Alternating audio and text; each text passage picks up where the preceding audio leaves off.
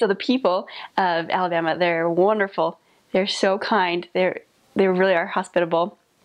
They will watch out for you. They care for other people, like the commandment, love thy neighbor. They take it to heart because they're very Bible-loving people, very Christian down there. They're not afraid to talk about God to anybody. They'll just bring it up, and it's just what they do. They love Jesus. They don't know him quite as their Savior, but they do love him, and they love to follow what he's commanded in the Bible. And so it's very easy to be a missionary, to bring it up and to say, hey, we have something in common, and then just to teach them that we have more. But they're very humble and willing to talk about that with you. They invite you over to dinner all the time, even if you don't really know them. They'll just invite you over, which is great. They play Christian music in stores. So basically anywhere you go, you'll hear something Christian being played. Very, very good down there.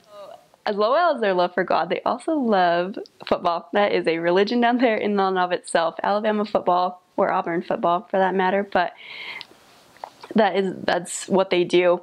They taught us to not go tracting on game days. Like, you needed to know what day game day was so that you're not interrupting their games, because we're not going to be easily accepted by that. So you had to find something else different to do at that time, obviously, but their life revolves around Alabama football.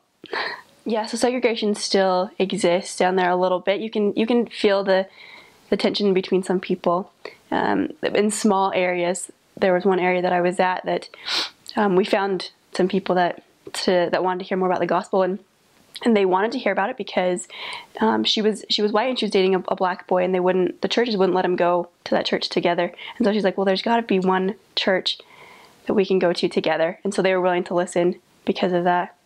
Everyone belonged to a certain church, mostly Southern Baptist. That was widespread.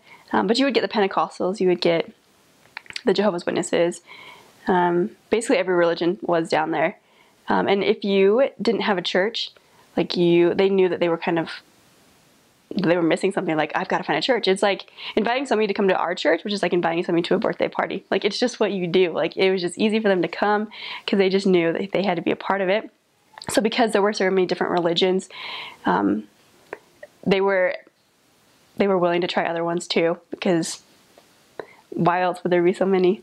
One of my areas, there was one called Word of Life, and they didn't. Oh, I don't know. I should find it. They didn't have church on the 7th, in the 7th month at all, because they thought the 7th you should rest.